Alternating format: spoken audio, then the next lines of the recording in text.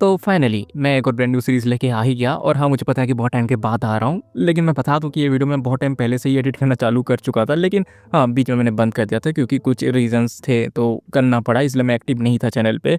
और हाँ, मैं स्टोरी के बारे में तुम्हें ज़्यादा कुछ नहीं बताने वाला, बस इतना जान लो कि ये एक ऐसे बंदे की कहानी है जिसके लाइफ से हर एक चीज़ छीन ली गई, उसके पास अब कुछ नहीं बचा है। तो आप उसका बस एक ही मिशन है, उन लोगों से बदला लेने की जिन्होंने उसकी लाइफ को हेल बना दिया, जिसके लिए वो किसी भी हद तक गिरने को तैयार हो जाता है।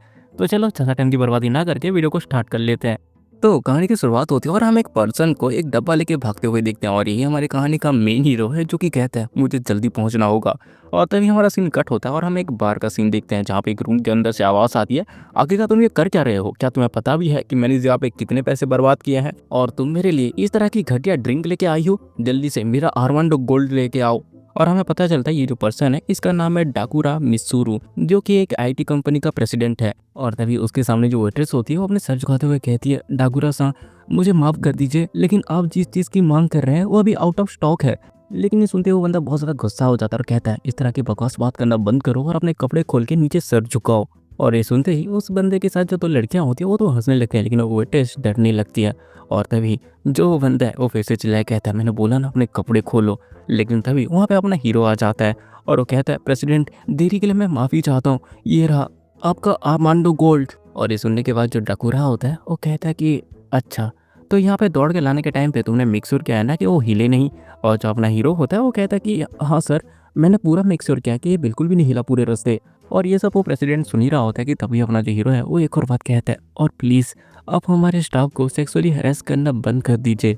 और ये सुन के तो वो लड़की भी बहुत ज़्यादा शॉक हो जाती है, लेकिन तभी जो डाकुरा होता है अपनी वाइन की ग्लास अपने हीरो के सर पे फेंक देता है और एक पल के लिए वहाँ पे पूरा सन्नाटा हो जाता है। और तभी जो डाकुरा है वो कहता है तुम लोग सच में बहुत ज़्यादा एनोइंग हो, मैं यहाँ से जा रहा हूँ। और उसके बाद वो वहाँ से जाने लगता है। लेकिन तभी वहाँ पे एक पीले वाला वाला बंदा आता है और वो कहता है प्रेसिडेंट डाकुरा प्लीज़ आप हमें माफ़ कर दीजिए, इन लोगों को बस पता नहीं था कि आपके सामने कैसे बात करनी है। लेकिन वो फिर भी चला जाता है। और तभी जो वेट्रेस है वो अपने एमसी से कहती है डाइची कुन क्या तुम ठीक हो? और उसके बाद वो डाइची को साफ करने लगती है और जो डाइची है वो उसे कहता है कि अरे कुछ नहीं, मैं तो ठीक हूँ। वैसे आज का दिन तुम्हारे लिए बहुत ज़्यादा टफ होगा, क्यों? मैंने सही कहा ना सायका? लेकिन जो सायका होती है वो तो थोड़ी ब्लश कर रही थी और वो कहती है आज मैं ठीक हूँ तो बस तुम्हारे लिए, इसलिए थैंक्स। और उसके बाद हमारा सीन कट होता है और हमें बताया जाता है एक बड़ी सी फॉरेन कंपनी टोक्यो बाय के रिक्लेम लैंड पे एक बड़ी कसिनो बना रही है। निसाबू, रोपिंग, शिंजोकू, शिबुया, जहाँ पे नज़र डालो शहर रात में जीता है, पैसे दिन रात बहता रहता है, लेकिन सब कुछ आधा ग्रे जैसा है।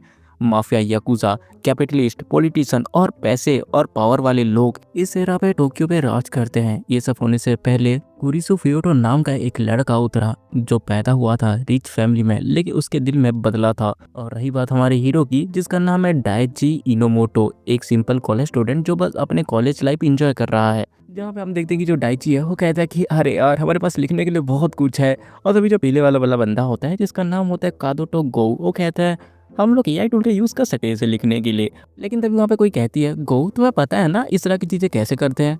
और इस लड़की का नाम होता है सेटो मेरू, जो कि कॉलेज की स्टूडेंट होती है और वो कहती है तुम ये नहीं कर सकते, अगर तुम पकड़े जाओगे तो बहुत ज़्यादा परेशानी हो सकती है, इसलिए तुम्हें पहले जानना होगा कि इसको अच्छे तरीके से कैसे करना है। और जो गो है वो कहता है कि हाँ हाँ मैं समझ गया। और उसके बाद हम देखते हैं कि उनकी कॉलेज की छुट्टी हो जाती है जहाँ पे ये तीनों एक साथ मिलते हैं। और जो गो है वो अपने हीरो से कहता है, मतलब डाइची से, कि चलो फिर हम लोग पार्ट टाइम जॉब पे मिलते हैं। और उसके बाद वो मीरू को भी बाय कहकर वहाँ से चला जाता है। और उसके जाने के बाद जो डाइची है वो मीरू से कहता है तो चलो हम भी चलते हैं। और जो मीरू है वो कहती है ठीक है। और उसके बाद वो दोनों एक दूसरे का हाथ पकड़ते हैं।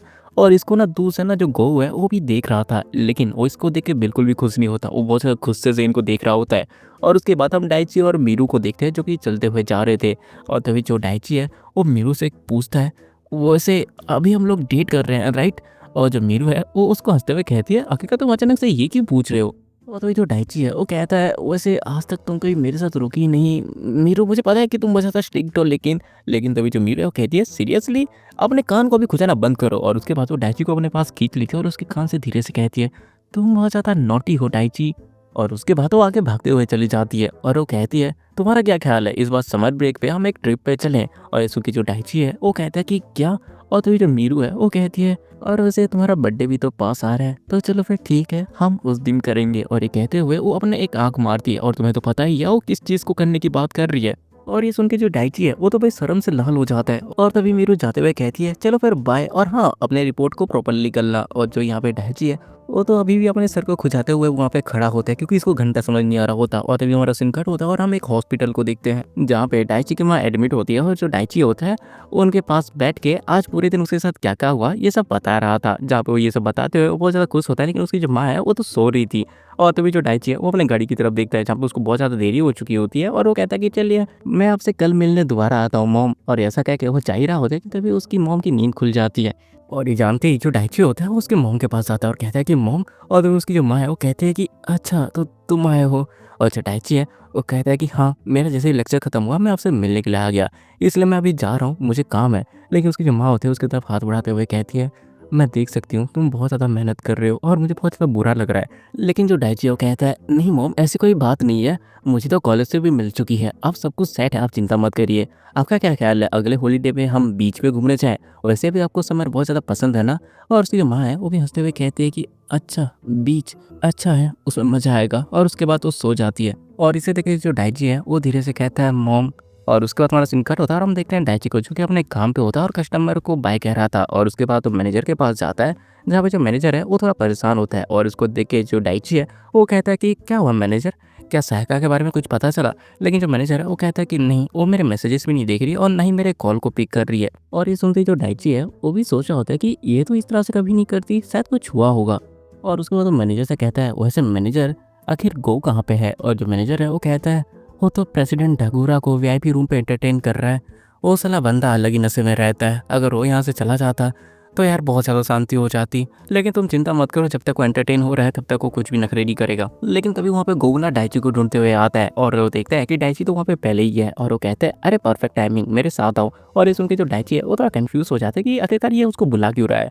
लेकिन तभी हम उस प्रेसिडेंट डाकुरा के रूम पे देखते हैं जहाँ पे डाइची पहुँचता है। और जो डाइची है वो कहता है कि मेरा नाम इनोमोटो है, क्या आपने मुझे बुलाया? और तभी जो डाकुरा है वो कहता है कि इनोमोटो, मैं तुमको ना किसी अमेजिंग पर्सन से मिलाना चाहता हूँ। और तभी वहाँ पे एक बंदा होता है जो कहता है आपसे मिलकर बहुत ज़्यादा खुशी हुई। और वो डाइची को एक कार्ड देता है और हमें पता चलता है कि वो एक लॉयर है।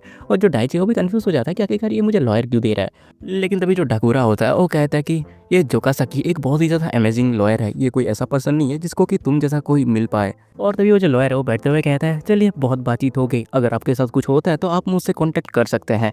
और तो ये जो डाकुरा है वो डाइची से कहता है ठीक है, अब तुम यहाँ से जा सकते हो। और जो डाइची है वो थैंक यू कह के वहाँ से चला जाता है। लेकिन जाते हुए वो सुनता है कि कोई कह रहा था वो बहुत ज़्यादा अच्छा है, क्यों मैंने सही बोला ना? और ये सब सुन के जो डाइची है वो घंटा कुछ समझ नहीं पाता। लेकिन इसकी जगह पे अगर कोई और होता तो वो समझ जाता कि यहाँ पे कोई ना कोई खिचड़ी पक रही है। और उसके बाद हम कुछ टाइम के बाद का सीन देखते हैं जहाँ पे गोहू और डाइची की शिफ्ट खत्म हो चुकी होती है। और जो गोहू है वो कहता है आज का दिन सच में बहुत ज़्यादा थका देने वाला था ना। और उसके बाद वो दोनों बहुत लंबी सी उबासी लेते हैं। और देन जो डाइची है वो गोहू से कहता है बाय द वे गोहू, एक बात पूछूं, आखिर उस लड़ाई के बाद तुमने प्रेसिडेंट को शांत कैसे किया? और जो गोहू है वो कहता है अरे हाँ, मैनेजर ने बाद में उनको ड्रिंक के लिए बुलाया था इसलिए वो शांत हो गए थे। और ये दोनों ये सब बात कर ही रहे होते हैं कि तभी जो डाइची है उसको एक मैसेज आता है और वो उसको चेक करता है तो उसे पता चलता है ये सहायिका का है। और जो सहायिका है उसने मैसेज में बोला था कि मैं तुमसे बात करना चाहती हूँ, क्या तुम ग्रैंड वेस्ट होटल में आओगे? ये मेरे लाइफ की सबसे बड़ी बात है। और ये देख के ये दोनों पूरा शौक हो जाते हैं। और जो गहू है वो तो उसको चढ़ाते हुए कहता है ऐसा लग रहा है कि वो तुमसे कन्फेस करने वाली है। और जो डाइची है वो सोचते हुए कहता है क्या, तुम इस तरह से पागलों वाली बातें मत करो। लेकिन जो गहू है वो तो बहुत ज़्यादा एक्साइटेड होते हुए कहता है अरे ये तो सुनने में बहुत ज़्यादा इंटरेस्टिंग लग रहा है, मैं भी तुम्हारे साथ जाऊँगा।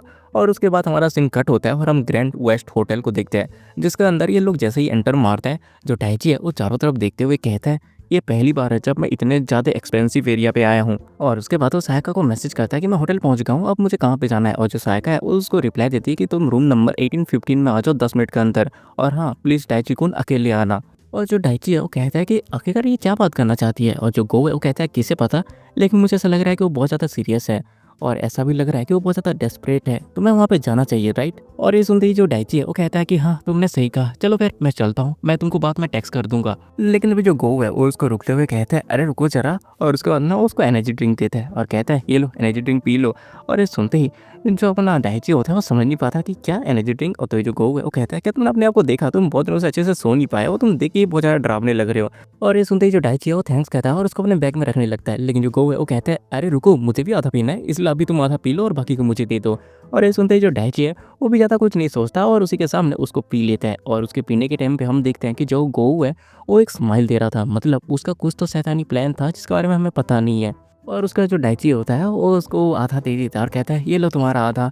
और ये लेके जो गो है वो भी हंसते हुए कहता है ठीक है फिर जाओ। और हाँ, मैं मीरू चैन को बिल्कुल भी कुछ नहीं कहूँगा। और जो डायची है वो फ्रस्ट्रेट होते हुए कहता है मैंने तुमको कहा ना ऐसी कोई बात नहीं है। और उसके बाद वो लिफ्ट के अंदर जाता है जहाँ पे उसको अंदर गो की बात याद आ रही थी कि वो बहुत ज़्यादा सीरियस लग रही थी। और ये सोचते हुए जो डायची है वो भी कहता है कि आखिरकार सायका को हुआ क्या है, वो क्या बात करना चाहती है। इस तरह की फैंसी होटल, वो एक लड़की है, क्या ये सच में वो कुछ कन्फेस करने वाली है? लेकिन मेरे पास तो पहले से ही बहुत ही अच्छी गर्लफ्रेंड है। और ये सब वो सोच ही रहा होता है कि तभी उसको कुछ होने लगता है, उसका सर भारी होने लगता है और वो अपने सर को पकड़ के लिफ्ट से बाहर आता है जहाँ पे उसके सामने की दुनिया बस घूम रही थी। वो सोच रहा होता है आखिर हो क्या रहा है, मैं इतना ज़्यादा थका हुआ कि महसूस कर रहा हूँ और मेरे सामने हर एक चीज़ घूम क्यों रही है, और आखिर ये रूम नंबर 1815 आखिर ये है कहाँ? और इतना कह ही रहा होता है कि वो बेहोश हो जाता है। और तभी उसके सामने का दरवाज़ा ओपन होता है जहाँ से एक अजीब सा इंसान बाहर आता है जिसकी शक्ल हमें दिखाई नहीं जाती। और उसके बाद हम कुछ टाइम के बाद का सीन देखते हैं जहाँ पे जो डायची है उसकी आँख खुलती है, जहाँ पे हम देखते हैं कि उसने कपड़े नहीं पहने होते हैं और उसके हाथ पैर में बहुत ज़्यादा खरोंचें होती हैं। और वो कहता है कि मेरा सर दुख रहा है। अगर ये कौन सी जगह है, क्या एक होटल और एक लड़की? और हम देखते हैं ये लड़की और कोई नहीं बल्कि सायका होती है जिसका रेप करके उसको मार डाला होता है। और उसको जैसे ही डायची देखता है वो कहता है कि क्या सायका चान? और तभी वो देखता है कि जो सायका है वो बहुत बुरी तरह से मरी हुई है। और इसको देखते ही वो बहुत ज़्यादा डर जाता है और वो कहता है कि क्या सायका मर चुकी है?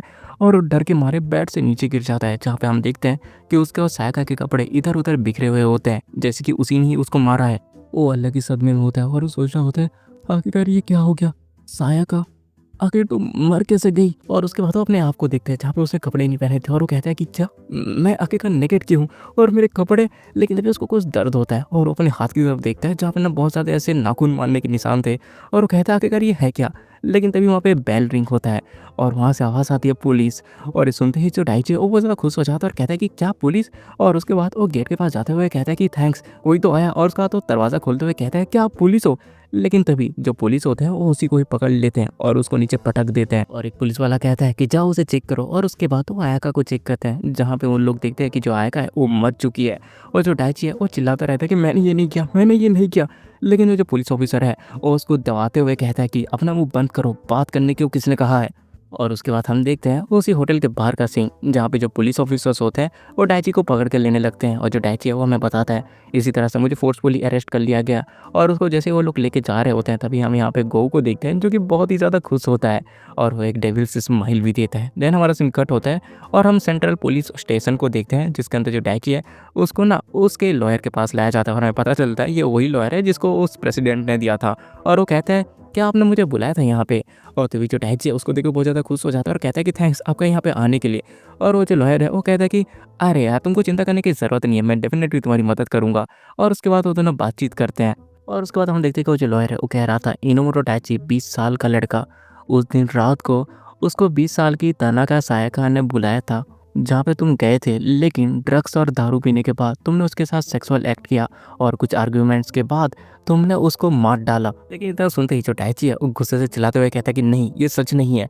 लेकिन तभी जो वो लॉयर है वो कहता है अरे शांत हो जाओ, ये मैं नहीं बल्कि पुलिस सोच रहा है।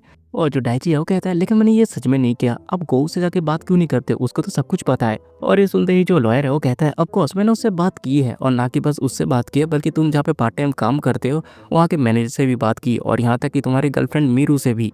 और ये सुनते ही जो डायची है वो तो शौक हो जाता है और वो सोचा होता है मीरू, उसे मेरी बहुत ज़्यादा चिंता हो रही होगी और अगर ये न्यूज़ मेरी माँ को पता चल गया तो उनका तो दिल ही टूट जाएगा। और ये सब वो सोच रहा होता है कि तभी वो जो लॉयर है वो कहता है तुमने उस रात को ड्रिंक किया था राइट, क्योंकि तुम्हारे ब्रेथ में से अल्कोहल डिटेक्ट किया गया है।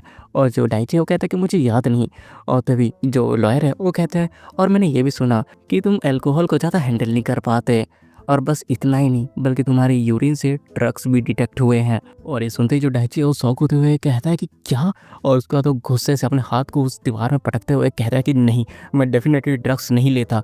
लेकिन तभी वो जो लॉयर है वो कहता है लेकिन तुम्हारी जो स्किन के टिश्यूज हैं वो विक्टिम के नाखून में पाए गए हैं और इससे ये बात पता चलती है कि तुमने गुस्से से उसके साथ हाथापाई की है और गुस्से के चलते तुमने उसको मार डाला। और इस चीज़ का तुम्हारे ये घाव प्रूव करते हैं। और ये सुनते ही जो डायची है वो तो सदमे में चला जाता है और वो कहता है कि नहीं ऐसा नहीं हो सकता। और तभी जो लॉयर है वो कहता है चलो तुम अगर मना कर रहे हो तो मैं तुम्हारी बातों को मान लेता हूँ, लेकिन अगर तुम अपने इनोसेंस के लिए लड़ोगे तो तुम्हारी आधी ज़िंदगी गुजर जाएगी। और ये सुनते ही जो डायची होती है वो बहुत ज़्यादा डूब जाता है और वो कहता है मेरी एक बीमार माँ है। और जो लॉयर है वो कहता है हाँ मुझे ये बात पता है। और तो जो डायची है वो कहता है मुझे उनकी हॉस्पिटल की फ़ीस इकट्ठा करना है। अगर मैं वहाँ पे उनके साइड नहीं रहा तो वो अकेली पड़ जाएँगी। इसलिए मुझे नहीं समझ आ रहा मैं क्या कर रहा हूँ। और वो बहुत ज़ोर-ज़ोर से रोने लगता है। लेकिन तभी वो जो लॉयर है वो कहता है, ठीक है फिर, तब तो तुम्हारे पास बस एक ही रास्ता है कि तुम जल्दी से यहाँ से रिलीज़ हो जाओ। और जो अपना डाइची है वो कहता है कि मैं कुछ भी करूँगा, प्लीज़ मुझे बताइए। और जो लॉयर है वो कहता है, तुम एडमिट कर लो कि तुमने ये किया है। और ये सुन के जो डाइची है वो समझ नहीं पाता। और तभी जो लॉयर है वो कहता है, मुझे माफ़ कर देना, लेकिन सारे एविडेंस तुम्हारे खिलाफ है। अगर तुम अपनी इनोसेंस के लिए लड़ते हो तो तुम्हारी आधी ज़िंदगी गुजर जाएगी। इसीलिए तुम बस इसको मान लो, जिससे तुम्हारी सज़ा कम हो जाएगी और तुम जल्दी जेल से छूट जाओगे। और ये सुनते ही जो डाइची है वो सोच रहा होता है, नहीं, ऐसा नहीं हो सकता, मैंने ये सब नहीं किया। लेकिन अगर ये चीज़ बहुत ज़्यादा लंबी खींचती है तब मेरी माँ, उनका क्या होगा? मुझे करना ही होगा। और उसका हमारा सीन कट होता है और हम कोर्ट का सीन देखते हैं, जहाँ पे कोर्ट पे डाइची का केस लड़ा जा रहा था, जहाँ पे मीरू और गो दोनों आए थे और मीरू बहुत ज़्यादा परेशान लग रही थी। लेकिन जो डाइची है वो अपने सारे इल्ज़ामों को मान लेता है और कहता है, मुझे इस चीज़ का बहुत ज़्यादा रिग्रेट है, मैं बहुत ज़्यादा रिग्रेट कर रहा हूँ कि मैंने ये सब किया। जहाँ पे जो डाइची है वो हमें बताता है, मैंने अपने सारे इल्ज़ाम मान लिए जो कि मैंने किया भी नहीं था। और हम इधर डाइची को देखते हैं जो कि बहुत ज़्यादा परेशान होता है और सोचा होता है कि नहीं, मैंने ये डेफिनेटली बिल्कुल भी नहीं किया, लेकिन मुझे जल्दी से अपनी माँ के पास जाना है, मुझे अपनी माँ के पास जाना है। और वो ये सब सोच ही रहा होता है कि तभी हम देखते हैं कि जो कोर्ट है वो अपना फैसला सुनाता है और वो डाइची को 15 साल की जेल सुनाता है। और ये सुन के जो डाइची है वो तो पूरा शौक हो चुका था और उसे समझ नहीं आ रहा होता कि आखिर यहाँ पे ये हो क्या रहा है। उसने तो कुछ और ही सोचा था। और उसके बाद वो अपने लॉयर की तरफ देखता है और कहता है, ये आखिर हो क्या रहा है? और जो लॉयर है वो कहता है, ऐसा लग रहा है मैंने जितना सोचा था ये जज उससे ज़्यादा बुरा है। लेकिन इतना सुनते ही जो डाइची है वो चिल्लाते हुए कहता है, लेकिन हम लोगों की ये डील तो नहीं हुई थी। और जो जज होता है वो चिल्लाते हुए कहता है, तुम चुप रहो। और जो डाइची है वो सोच रहा होता है, इसका मतलब मैं जेल में जाने वाला हूँ। और उसके बाद वो बहुत ज़ोर से चिल्लाते हुए कहने लगता है, नहीं, मैंने ये नहीं किया, मैंने ये नहीं किया। लेकिन जो गार्ड्स होते हैं वो उसको पकड़ लेता है और उसका डाइची हमें बताता है, मैंने इमीडिएटली अपने लॉयर से सेकंड अपील की बात की, लेकिन पता चला कि अब मैं यहाँ पे सेकंड अपील नहीं कर सकता। मतलब मेरे 15 साल की सज़ा कंफर्म हो चुकी थी। और उसके बाद हमारा सीन कट होता है और हम एक जेल के अंदर देखते हैं, जब जो डाइची है वो एक कोने में बैठ के बस बड़बड़ा रहा था। और इसको देख के जो एक दूसरा कैदी होता है वो कहता है, अगर ये बंदा है कौन, ही दिन भर बस ऐसे अपने आप से बड़बड़ाता रहता है। लेकिन जो दूसरा बंदा है वो कहता है, ए उसके पास भी मत जाना, लोग कहते हैं कि वो एक पागल किलर है। जहाँ पे हम डाइची को देखते हैं जो कि कह रहा था, आखिर ये सब कैसे हो गया, मैं यहाँ पे कैसे पहुँच गया, मैंने ये नहीं किया, मैंने ये नहीं किया। और तभी वो जो पहले वाला बंदा है वो कहता है, हर कोई यही कहता है, ये कुछ नया नहीं है। और उसका हमारा सीन कट होता है, हम देखते हैं कि जो डाइची है वो ना जेल के अंदर काम कर रहा था और वो मन में सोचा होता है, आखिर मैं इस जगह पे क्यों हूँ। और फिर से बड़बड़ाने लगता है, वो लॉयर वो मुझे अभी एक बार भी मिलने नहीं आया, मॉम, मीरू, ये लोग बहुत ज़्यादा चिंता कर रहे होंगे। और ये सब वो सोच रहा होता है कि तभी एक और बंदा उसके पास होता है, वो कहता है, हे ब्रो, तुम्हें फंसाया गया है, क्यों, मैंने सही कहा ना? देखो मैं बहुत टाइम से थोड़ा क्यूरियस था तुम्हारे बारे में, इसलिए मैंने तुम्हारे बारे में थोड़ा बहुत पता लगाया। तुम अचानक से रात को बहुत ज़्यादा स्लीपी महसूस करते हो और जब तुम्हारी आंखें खुलती है तब तुम्हारे सामने एक औरत पड़ी होती है जो कि मर चुकी थी। क्यों, मैंने सही कहा ना? और ये सुन के जो डाइची है वो शौक होते हुए कहता है, आखिरकार ये तुम्हें कैसे पता? और तभी वो जो पर्सन है वो कहता है, क्या तुम मुझे अपनी स्टोरी डिटेल में बता सकते हो? अगर तुम्हारी सिचुएशन अच्छी रही तो शायद मैं तुम्हें इस जेल से बाहर निकालने में मदद कर सकूं। और ये सुन के जो डाइची है वो तो शौक हो जाता है और वो सोच रहा होता है, आखिरकार ये बंदा है कौन और आखिरकार इसको मेरे केस के बारे में कैसे पता है। और ये सब वो सोच रहा होता है कि तभी वो पर्सन डाइची की तरफ हाथ बढ़ाते हुए कहता है, मेरा नाम कमिसिरो है और मुझे भी झूठे केस में यहाँ पे फंसाया गया है। वैसे मुझे तुमसे मिलकर खुशी हुई। लेकिन जो डाइची है वो सोच रहा होता है, ये बंदा थोड़ा सस्पिशियस लग रहा है। और उसके बाद उसे कहता है, तुम्हें इस तरह से बात करना नहीं चाहिए, अगर गार्ड्स ने पकड़ लिया तो दिक्कत हो जाएगी। लेकिन तभी वो जो बंदा है वो कहता है, वैसे भी यहाँ पे बहुत ज़्यादा टाइम है, अगर तुमको कभी भी लगे कि तुम बात कर सकते हो तो मेरे पास आके बात ज़रूर करना। और वैसे भी मैं एक और चीज़ तुमको कहना चाहता हूँ, तुम्हारा वो जो लॉयर जो है उससे तुम्हें बच के रहना चाहिए। और ये सुन के जो डाइची है वो शौक हो जाता है और जो कमिसिरो है वो भी डाइची को शौक होता हुआ नोटिस कर लेता है। और उसके बाद हम उसी दिन की रात को देखते हैं जहाँ पे जो डाइची है उसको नींद नहीं आ रही थी, क्योंकि उसके दिमाग में बस कमिसिरो की बातें घूम रही थी। और वो सोचा होता है, इस तरह की चीज़ें तो बस गॉड्स को ही पता हो सकती हैं, हकीकत इसे और क्या क्या चीज़ पता है। हम देखते हैं उसे उसकी माँ और मीरू की याद भी आ रही थी। और वो सोचा होता है, मैं बस सोच रहा हूँ कि आखिरकार वो लोग अब क्या कर रहे होंगे, उनको मेरी चिंता होगी। और उसके बाद हमारा सीन कट होता है और हम देखते हैं किसी का खून उछल रहा था और यहाँ पे एक कैदी दूसरे कैदी को बहुत जोर से पीट रहा होता है। और वो जो पीटता हुआ कैदी है वो कहता है कि प्लीज़ मुझे छोड़ दो। लेकिन वो जो बंदा है वो हंसते हुए कहता है, क्या हुआ, इससे पहले तुम जो अकड़ दिखा रहे थे, तुम तो बहुत ज़्यादा कमज़ोर हो न्यूबी। और उसके बाद तो वो उसको और पीटने लगता है और साथ ही साथ हम देखते हैं कि उसने बहुत सारे लोगों को और पीटा होता है। और वहाँ पे जो बाकी कैदी होते हैं वो बस चुपचाप उसकी तरफ पीट करके घुटनों के बल बैठे होते हैं। वो लोग भी डर से कांप रहे होते हैं कि कहीं वो उसको ना पीटने लग जाए। और तभी हम देखते हैं वो उस बंदे को बहुत सारे कुत्तों की तरह मारते हुए कहता है, ये बहुत ज़्यादा कमज़ोर था। और तभी उसके पास एक और बंदा आता है और कहता है, लुई, मुझे पता चला है कि यहाँ पे एक और नया बंदा आया है और उसके बाद वो उसके कानों पे जाके कुछ तो कहता है, जिससे वो जो बंदा है वो गुस्सा होते हुए कहता है अच्छा। और उसे गुस्सा होता हुआ देख के वहाँ पे जितने भी कैदी होते हैं ना वो पूरा डर जाते हैं। और तभी वो जो बंदा है वो एक टेबल को अपने पंच से तोड़ता हुआ कहता है ठीक है फिर उसे कल कोर्ट यार्ड में बुलाओ, मैं उसको पर्सनली ग्रीट करूंगा। और उसके बाद हमें अगले दिन का सीन दिखाया जाता है जहाँ पे सारे कैदी बाहर एक्सरसाइज कर रहे होते हैं और वहाँ पे अपना जो डाइची है वो भी एक्सरसाइज करने की कोशिश कर रहा होता है, लेकिन वो कर भी नहीं पाता और वो नीचे गिर जाता है और सोच रहा होता है ऐसे ये काम नहीं करेगा, 3 बार तो मेरी बस लिमिट है। और ये सब वो सोच रहा होता है कि तभी उसके पास एक बंदा आता है और कहता है हे तुम, मुझे कुछ सामान को मूव करना है तो आके मेरी मदद करो। और उसके बाद वो डाइची को अपने साथ लेके जाने लगता है और हम देखते हैं कमिसरो भी बैठ के डाइची को जाता हुआ देख रहा था और वो एक स्माइल देता है जैसे कि उसको सब कुछ पता हो। हम देखते हैं कि वो जो बंदा डाइची को लेके आया था और लुई के पास उसको लेके आता है और तभी जो लुई है वो डरावनी हंसी देते हुए कहता है अच्छा तो तुम हो बंदे। और तभी वो जो पीछे वाला बंदा है वो डाइची को आगे ढकेल देता है और कहता है उप्स मुझसे गलती हो गई। और जो डाइची है वो कहता है अगर तुम ये कर क्या रहे हो, लेकिन तभी उसके सामने लुई आ जाता है और सीधे उसके गले को दबाने लगता है और कहता है अच्छा तो तुम्हें औरतों के गले दबाने में मजा आता है क्यों। और उसके गले को बहुत जोर से दबाने लगता है जहाँ पे जो डाइची है वो कहता है कि नहीं ये झूठ है, मेरे ऊपर गलत चार्जेस लगाए गए हैं। लेकिन जो लुई है वो कहता है हर कोई यही कहता है और खींच के उसके पेट में एक लात मारता है जिससे जो डाइची है उसकी हालत ख़राब हो जाती है और वो नीचे बैठ जाता है। और तभी जो लुइची है वो उसके पास एक और लात मारने के लिए आता है और उसको खींच के एक और लात मारता है और कहता है वैसे मैं भी बहुत ज़्यादा बुरा पर्सन हूँ, स्पेशली तुम जैसे लोगों के लिए जिनको देखते ही मुझे उनको मारने का मन करता है। जहाँ पे हम देखते हैं कि जो डाइची वो बहुत ज़्यादा डर चुका था, लेकिन जो लुइची है वो सीधे उसके मुंह पे खींच के एक पंच मारता है और उसे पागलों की तरह मारता ही जाता है। और दूर से 2 बंदे इसको देखते हैं जहाँ पे एक बंदा कहता है सच में यार जब भी लुई बहुत ज़्यादा गुस्सा होता है वो बहुत ज़्यादा डरावना लगता है। और जो दूसरा बंदा है वो कहता है कहीं वो मर ना जाए। और इधर हम अपने डाइची को देखते हैं जिसकी हालत पूरी बर्बाद हो चुकी थी, उसको लुइची ने बहुत ही ज़्यादा मारा होता है। और तभी हम लुइची को देखते हैं जो कहता है मुझे तुम्हारे पेरेंट्स के लिए बहुत ज़्यादा सॉरी महसूस हो रहा है। और जहाँ पे डाइची है वो सोचा होता है कि आखिरकार ये क्या कह रहा है। और तभी दूसरा बंदा आता है और उसके सामने हंसते हुए कहता है सुनने में आया है कि जो बाहर मीडिया है वो ये बात कर रही है कि ये जो क्रिमिनल है उसकी मॉम इसके न्यूज़ को सुन के शौक से मर गई। और ये सुनते ही जो डाइची होता है उसको भरोसा नहीं होने लगता। वो कहता है कि क्या मेरी माँ मर गई। और उसकी अपनी माँ के साथ सारी यादें आने लगती हैं, हर एक चीज़ उसको फ्लैशबैक की तरह दिखने लगती है। और वो सोचा होता है आखिर मैंने ऐसा क्या कर दिया कि मुझे ये सब देखने को मिल रहा है। मुझे बस एक होटल में बुलाया गया था, वो भी सहायिका ने बुलाया था मुझे। और उसके बाद जैसे मेरे लॉयर ने कहा वैसे ही मैंने अपना क्राइम एडमिट कर लिया, लेकिन सज़ा कम होने की जगह पे मुझे 15 साल की सज़ा दे दी गई। आखिर मैंने इसमें गलती क्या की थी। और उसके बाद जो डाइची है वो ना हंसने लगता है एक तरह के पागलों की तरह हंसी। और इसको देख के सब लोग शौक हो जाता है, उनको भी समझ नहीं आ रहा होता कि आखिरकार इसे हो क्या गया। और उसका जो डाइची है वो हंसते हुए धीरे धीरे उड़ता है और वो सोचा होता है अब मुझे किसी चीज़ से फ़र्क नहीं पड़ता, हर एक चीज़ मेरे लिए मीनिंगलेस है, मेरा दिल टूट चुका है। अब मेरे अंदर बस एक अलग सी फीलिंग है, एक अलग इमोशन, एक अलग सी डार्क वाइब। और जो लोग होते हैं वो कह रहे होते हैं आखिर ऐसा हो क्या, क्या ये पागल हो चुका है। जहाँ पे जो डाइची है वो लुई के शर्ट को पकड़ता है और उसके सहारे वो खड़े होने की कोशिश करता है। और वो साथ ही साथ सोचा होता है ये इमोशन, ये डार्क सी वाइब। और यहाँ पे हम बाकी लोगों को देखते हैं जो कि बहुत ज़्यादा शौक होते हैं और वो कहते हैं ये तो हंस रहा है। हम डाइची को देखते हैं जो कि रोने के साथ साथ पागलों की तरह हंस भी रहा था और वो कहता है ये बस गुस्सा है। और उसके बाद वो गुस्से से अपने मुट्ठी को बंद करता है और इसे देख के जो लुइची होता है वो भी शौक हो जाता है। लेकिन तभी जो डाइची है वो चिल्लाते हुए कुछ तो बड़बड़ाता है और सीधे लुई के मुंह पे एक खींच के पंच मारता है। हम देखते हैं कि जो डाइची है वो किसी पागल की तरह लग रहा था और तभी उसको ना कुछ विजन्स आने लगते हैं जहाँ पे उसकी माँ खड़ी हुई थी और उसकी जो माँ है उसकी तरफ मुस्कुराते हुए कहती है डाइची।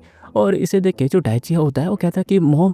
और तभी जो उसकी माँ है वो कहती है तुम स्ट्रांग बनना। और उसके बाद वो जाने लगती है और जो डाइची है वो कहता रहता है प्लीज़ मॉम अब मत जाइए, आपने कहा था ना कि हम घूमने जाएंगे इसलिए मॉम प्लीज़ मुझे छोड़ के मत जाइए। लेकिन उसकी मॉम चली जाती है और जो डाइची है वो चिल्लाते हुए उठता है जहाँ पे हम देखते हैं कि उसकी आँख खुलती है और उसके मुँह पे बहुत ज़्यादा पट्टियाँ लगी हुई थी, मतलब वो हॉस्पिटल पे था। और वो सोचा होता है क्या मेरी माँ सच में मर गई। लेकिन तभी उसके पास डॉक्टर आता है और कहता है अच्छा तो तुम उठ गए, वैसे मैं तुमको बता दूं तुम अभी क्लिनिक पे हो। और हम तभी देखते हैं कि उसके बगल में कामिसरो भी बैठा होता है और वो कुछ पढ़ रहा था। और इसको देख के जो अपना डाइची होता है वो भी सोचा होता है अबे ये तो वो पहले वाला बंदा है। और तभी जो कामिशिरो होता है ना वो डाइची की तरफ देख के हंसते हुए कहता है अरे यार तुम्हारा पंच तो सच में बहुत ही ज्यादा तगड़ा था। और ये सुनते ही डाइची कहता है अरे हाँ आखिर उस बंदे के साथ क्या हुआ। और तभी उसको ना उस पूरी फाइट की यादें आने लगती हैं। और तभी जो अपना कामिशिरो होता है वो कहता है अच्छा वो तो सोलिटरी कन्फाइनमेंट पे है। वैसे भी होगा इतना अच्छा बंदा तो था नहीं तो उसको तो वो चीज़ होने ही वाली थी। और ये दोनों ये सब बात कर ही रहे होते हैं कि तभी जो डॉक्टर है वो कहता है बाय द वे अच्छा है कि आज रेगुलर चेकअप डे था इसी वजह से तुम यहाँ पे आ गए। वैसे भी तुम्हारी जो इंजरीज हैं वो बहुत ही ज़्यादा गहरी हैं। और तभी हम कामिशिरो को देखते हैं जो कि कहता है कितनी अजीब बात है ना आज मुझे भी इंजरी हो गई इसलिए मैं यहाँ पे आया हूँ। लगता है हम दोनों एक दूसरे के इंजरी बडीज हैं और शायद एक दूसरे के साथ अच्छे बातचीत करने वाले बडीज भी। और उसके बाद जो डाइची है उसको ना वो सारी बातें याद आने लगती है जो कि कामिशिरो ने उस टाइम उसे कहा था कि उसको उसके बारे में सब कुछ पता है कि उसको फंसाया गया है फलाना ढिमकाना और अगर वो चाहे तो ये उसको बाहर भी निकाल सकता है। और उसके बाद जो डाइची है वो कामिशिरो से पूछता है क्या तुम्हें सच में लगता है कि मैं इनोसेंट हूँ। और तभी जो कामिशिरो है वो कहता है वेल अगर देखा जाए तो मुझे नहीं लगता कि तुम्हारे अंदर किसी लड़की को मारने तक की हिम्मत है। और वैसे भी तुम्हारा जो लॉयर था उसी ने ये सब प्लान बनाया था। और ये सुनते ही जो डाइची है वो थोड़ा कंफ्यूज हो जाता है और कहता है कि क्या जो आखिर वो ये सब क्यों करेगा। लेकिन तभी जो कामिशिरो है उसको कोई बुलाने आता है और कहता है कि हमें बात करना है। और ये सुनते ही जो कामिशिरो है वो अपने डाइची से कहता है ठीक है मैं तुमको बाद में सारी डिटेल्स बता दूंगा जब तुम थोड़े से बेहतर हो जाओगे। और उसके बाद वो उसके पास जाते हुए कहता है हाँ मैं कुछ चीज़ों का ध्यान रखना होगा इसीलिए तुम्हें जितना जल्दी हो सके प्रिपेयर होना होगा। और हाँ साथ ही साथ तुम्हें जितनी भी अपनी पिछली चीजें हैं सबको छोड़ना होगा। और ये सुनते ही जो डाइची है वो कहता है कि आखिर मैं क्या छोड़ूं। और ये सुनते ही जो कामिशिरो है वो कहता है आखिर तुम्हारा मतलब क्या है। और तभी जो डाइची होता है वो बहुत ज्यादा गुस्से में कहता है जब मेरे पास छोड़ने के लिए कुछ है ही नहीं तो अब मैं छोड़ूं ही क्या। और इस तरह से उसको देख के जो कामिशिरो है वो भी एक पल के लिए शौक हो जाता है और उसका वहाँ से उड़ते हुए कहते हैं ठीक है फिलहाल के लिए तो तुम आराम करो। और जो डाइची है वो भी उसको देखता ही रह जाता है और उसका जो कामिशिरो है वहाँ से बाहर चला जाता है जहाँ पे उसकी जो पीछे बंदा था वो कहता है ये बहुत ज़्यादा अजीब है कि आप किसी के ऊपर इंटरेस्ट ले रहे हैं। और तो ये जो कामिशिरो है वो अपने शर्ट को ऊपर करता है जहाँ पे हम देखते हैं उसके रोंगटे खड़े हो चुके थे। और वो कहता है देखो इसे मुझे अभी भी घूस बॉम्ब्स आ रहे हैं। उसकी आंखों में वो जो लुक था डेफिनेटली उसके अंदर पोटेंशियल है। और उसके बाद हमारा सीन कुछ दिनों के बाद शिफ्ट होता है जहाँ पे हम देखते हैं वही सुबह का मॉर्निंग रूटीन हो रहा होता है सब लोग एक्सरसाइज कर रहे होते हैं और जो कामिशिरो है वो एक बॉल के साथ खेल रहा होता है।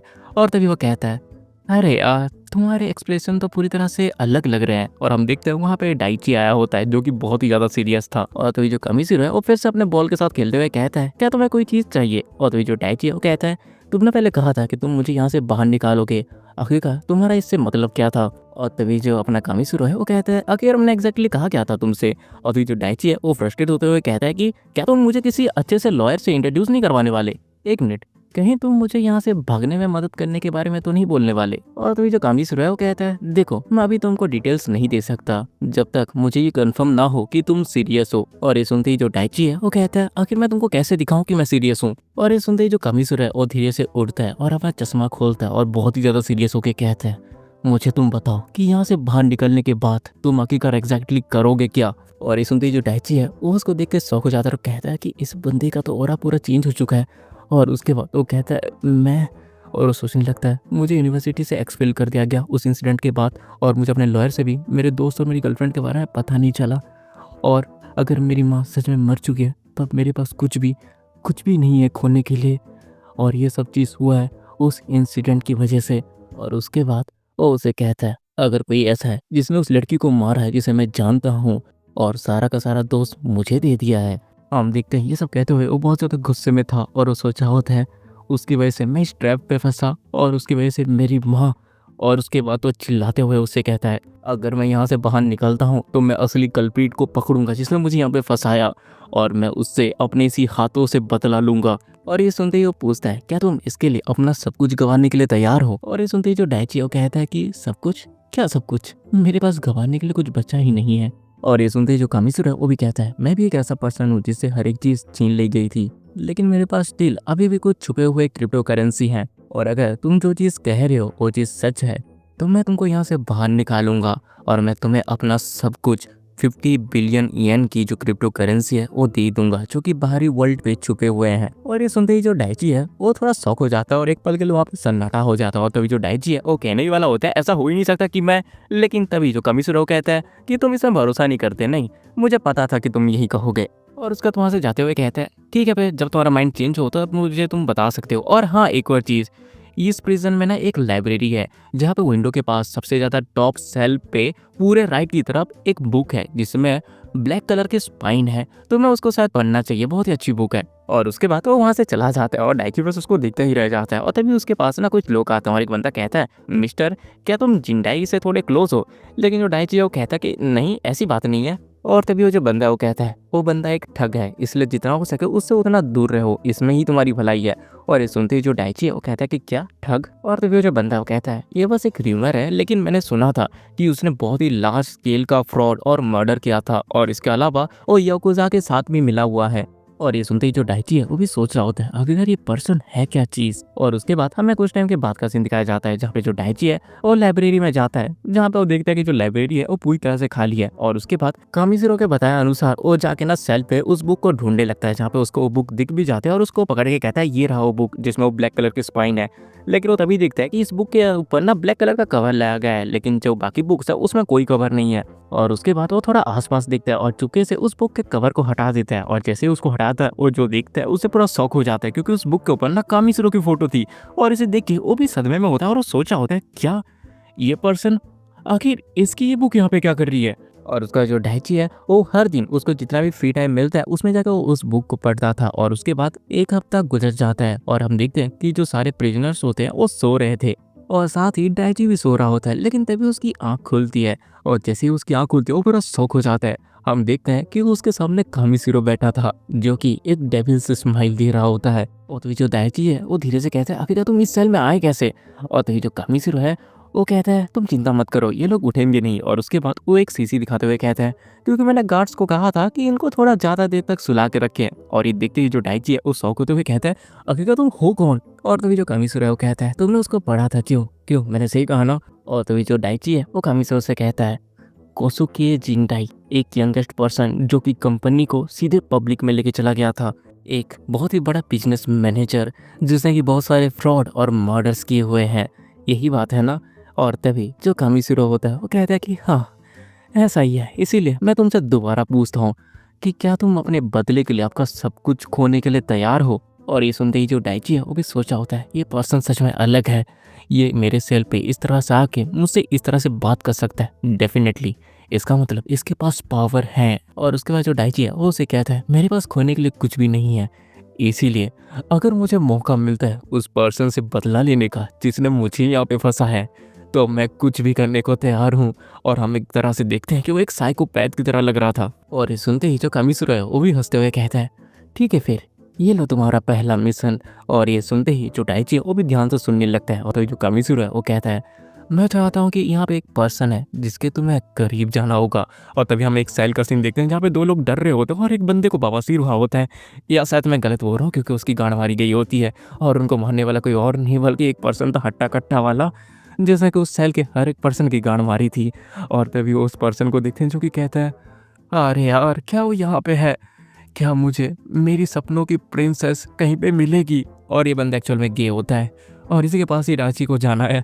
और उसका सारा सीन कट होता है और हम देखते हैं कुछ लोगों को किसी ने कुत्तों की तरह पीटा होता है और उसके सामने एक और बंदा ही बैठा हुआ था जो कि गुस्से से कहता है तुमने मुझे कुछ ज़्यादा ही अंडर एस्टिमेट कर दिया। और उसके बाद वो उस बड़े वाले बंदे को पीटने के लिए आता है, लेकिन तभी वो जो बंदा है वो कहता है अरे यार तुम कभी नहीं सुधरोगे। और उसके बाद वो उसको उठा के नीचे पटक देता है और कहता है फ़र्क नहीं पड़ता कि तुम लोग मेरे पास कितनी बार भी आओ, बात इतनी सी है कि तुम मेरे टाइप के नहीं हो। और हमें पता चलता है इसका नाम है काजुकी ओगा और यही वो बंदा है जिसने सेल में सबकी गांड मारी थी।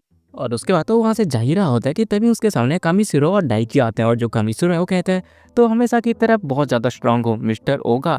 और हम देखते हैं कि जो अपना ओगा होता है वो उनको देखते ही बहुत ज़्यादा खुश हो जाता है और कहता है प्रेसिडेंट जिंडाई आप ये सब देख रहे थे, कितना ज़्यादा एम्बैरेसिंग है ये, और वैसे आपके साथ ये लड़का कौन है? और तभी जो कामिसिरो है वो कहता है अच्छा मिलो इससे, इसका नाम है डाइची इनोमोटो। हम देखते हैं कि जो डाइची है उसको बहुत ज़्यादा सीरियस लुक की तरह देख रहा होता है, लेकिन जो ओगा है ना उसको घंटा फर्क नहीं पड़ता और वो बहुत ज़्यादा हंसते हुए कहता है हाय मेरा नाम है ओगा, तुमसे मिलकर बहुत ज़्यादा खुशी हुई। और उसके साथ पागलों की तरह हाथ मिलाने लगता है। और तभी जो अपना कामिसिरो है वो कहता है वैसे मुझे तुमसे कुछ पूछना है। और ये सुनते ही जो ओगा है वो कहता है अरे अगर प्रेसिडेंट पूछ रहा है तो मैं कुछ भी बताने को तैयार हूँ। और तभी जो कामिसिरो है वो कहता है मुझे आइस के बारे में जानना है। और ये सुनते ही जो ओगा है वो पूरा चुप हो जाता है। और तभी कामिसिरो कहता है मुझे उसके सोर्स और हर एक चीज़ के बारे में जानना है, तुम्हें क्या क्या पता है तुम मुझे बता सकते हो? लेकिन जो होगा ये सुनते वहाँ से जाने लगता है और कहता है अगर आपको इसके बारे में पूछना है तो आपको किसी और से पूछना चाहिए। और उसके बाद तो हिनोमोटो से भी कहता है कि हिनोमोटो चलो हम बाद में बात करते हैं। और तभी जो अपना डाइची है वो कहता है कि मिस्टर जिंडाई आखिरकार ये पर्सन है कौन। और हाँ, मैं एक और चीज़ तुमको क्लियर कर दूँ कि आपसे मैं जो ये कामित्सुरू है ना उसको जिंडाई ही कहूँगा, क्योंकि उसका असली नाम जिंडाई है और बार बार इसका नाम जिंडाई ही यहाँ पे यूज़ किया जा रहा है। तो यार तुम लोगों को कन्फ्यूज़न हो सकती है, इसलिए मैं अब इससे इसको जिंडाई ही कहूँगा। और उसके बाद वो डाइची से कहता है उसका नाम है काजुकी ओगा और वो एक फॉर्मर डिटेक्टिव है। और ये सुनते ही जो डाइची है वो भी शौक होते हुए कहता है कि क्या एक डिटेक्टिव, आखिरकार इस तरह का पर्सन प्रिजन में क्या कर रहा है। और तभी जो जिंडाई है वो कहता है वो ऐसे एक करप्ट डिटेक्टिव था। वो भले ही अपने काम में कैपेबल था लेकिन वो पीता था, लड़ता था। इन्फॉर्मेशन इकट्ठा करने के लिए उसने कभी गैंगस्टर और सेमी क्रिमिनल ग्रुप से जुड़ने से हिचकिचाया नहीं। सिर्फ इन्फॉर्मेशन के लिए उसने कोशिश की अपने पुराने हिसाब सेटल करने की जब वो बाहर था, लेकिन आखिरकार में वो हारता गया। और तो जो डाइची है वो पूछता है आखिरकार ये आइस क्या है जिसके बारे में आप बात कर रहे थे। और तो जो जिंडाई है वो कहता है ये एक स्पेशल ड्रग है जिसके अंदर बहुत सारी चीज़ें मिली हुई है। इसे कहा जाता है हेवेंस आइस, एक सिंथेटिक नार्कोटिक। और ये सुनते ही जो डाइची है वो शॉक हो जाता है। और तभी जो जिंडाई है वो कहता है तुम्हारे उस लड़की का जो मर्डर केस था उसमें इसी ड्रग के बारे में ही बात किया गया था और उस लड़की के बॉडी में यही ड्रग पाया गया था। और तो जो डाइची है वो जिंडाई से पूछता है क्या ये जो इन्फॉर्मेशन है इसका सोर्स अभी के लिए मेरे लिए सिगरेट है। और जो जिंडाई है वो कहता है कि हाँ फिलहाल के लिए तो। और ये सुनते ही जो डाइची है उसको अपने दोस्त की याद आती है कि वो कितनी ज़्यादा अच्छी थी। और उसको याद करने के बाद वो बहुत ज़्यादा गुस्से में आ जाता है और कहता है अच्छा तो मेरा पहला मिशन है कि मुझे ओगा के क्लोज जाना है, राइट। और तभी जो जिंडाई है वो कहता है हमें उस इन्फॉर्मेशन की ज़रूरत पड़ेगी। अगर हम हेवन है इसके बारे में सब कुछ जान लेते हैं तो हमें इस केस को समझने में ज़्यादा आसानी होगी। इसलिए तुम्हें जो करना पड़े करो, लेकिन उसके करीब जाओ। अगर मैं तुमको साफ साफ वर्ड्स में बताऊं तो यहाँ पे जो जिंडाई है वो डाइची को ये कह रहा है कि जाके बांसुरी बजाओ उसकी। और उसका जो जिंडाई है वो वहाँ से जाने लगता है और कहता है अगर ये सब चीज़ें अच्छे से जाती है तो मैं तुमको बताऊंगा कि मुझे क्या क्या पता है तुम्हारे केस के बारे में। और हाँ, ये भी बताऊंगा कि आखिर मैं यहाँ पे क्या कर रहा हूँ। हम देखते हैं कि जो डाइची है वो उसकी बातों को लेके बहुत ज़्यादा सीरियस होता है। और उसके बाद हम ओगा को देखते हैं जो कि अजीब तरीके से नहा रहा होता है। और एक्चुअल में वो लोग लाइक अपने वही बाथरूम पे होता है जहाँ पे सामूहिक संभोग आई मीन नहाना हो रहा होता है। और एक ऐसे लड़के को लड़कों के बाथरूम में डालना जो कि लड़कों के गांड के पीछे शौकीन है, ये थोड़ा अजीब है। जहाँ पे अपना जो होगा वो मीठों की तरह चिकनाया जा रहा होता है। अब समझ में आया कि आखिरकार चिकनों को मीठा क्यों कहता है। और तभी ना वहाँ पे डाइची आता है और इसको देख के जो होगा है वो कहता है कि अच्छा तुम तो इनोमोटो हो। और तभी जो अपना डाइची है वो उसे कहता है मिस्टर होगा मुझे आपसे एक फेवर चाहिए, अगर आप मेरा काम करते हो तो मैं आपको प्रॉपरली रिवार्ड दूंगा। और ये सुन के जो होगा है वो शौक होते हुए सोचा होता है कि क्या यार आजकल के बच्चे कुछ ज़्यादा खुल्लम खुला नहीं कहते। और उसके बाद वो बहुत ज़्यादा शर्माते हुए कहते हैं अरे यार तुमको क्या शर्म नहीं आती, सबके सामने ऐसे बात क्यों कर रहे हो। और तभी जो डाइची है वो कहता है मैं ऐसा ही कुछ नहीं कह रहा बल्कि मैं सच में तुम्हें एक अच्छा रिवार्ड दूंगा। और उसके बाद जो होगा है वो पूछता है तो बताओ मुझे आखिरकार तुम्हें क्या चाहिए।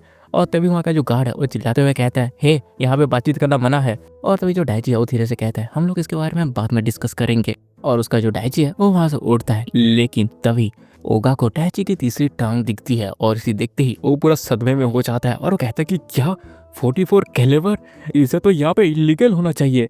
और तभी हम देखते हैं कि जो डाइची है वो दूसरे यहाँ पे ऐसे नहाने के लिए पूल में उतरता है।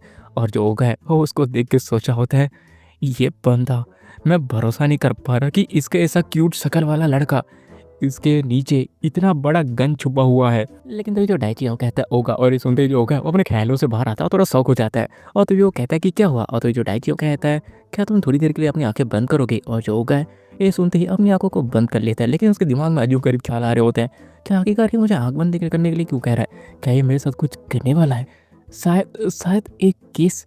भाई वो अपनी अलग की दुनिया में जी रहा था जहाँ पे वो अजीबोगरीब चीज़ें सोचा होता है कि क्या ये सच में मुझे किस करेगा, क्या ये लव एट फर्स्ट साइट है। लेकिन अगर हम यहाँ पे किस करेंगे तो हमें तो सॉलिटरी में डाल दिया जाएगा।